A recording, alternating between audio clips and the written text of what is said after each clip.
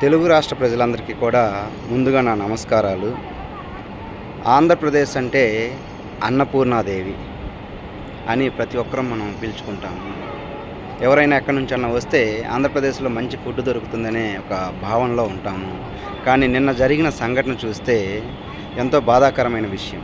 కల్తీ పాల వల్ల 5గురు ప్రాణాలు పోవటము, ఇంకా ఎంతోమంది ఎన్నో సమస్యలతోటి, కిడ్నీ సమస్యలతోటి బాధపడుతున్నారు. వారి జీవితాలు కూడా రోడ్డున పడ్డాయి ఈరోజు చూస్తే.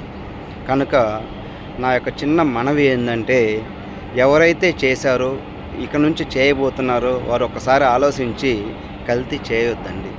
ఆయిల్ కానీ, నూనె కానీ, పాలు కానీ, కారం గానీ, ఏవైనా గానీ ఫుడ్ ఐటెమ్స్ మీరు కల్తీ చేయడం కంప్లీట్‌గా మానుకొని మంచిగా సంపాదించండి.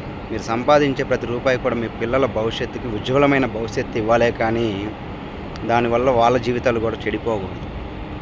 సమాజానికి నువ్వు సేవ చేయకపోయినా పర్వాలేదు. కీడు మాత్రం తల వంచొద్దు పెట్టొద్దు. నమస్కారం.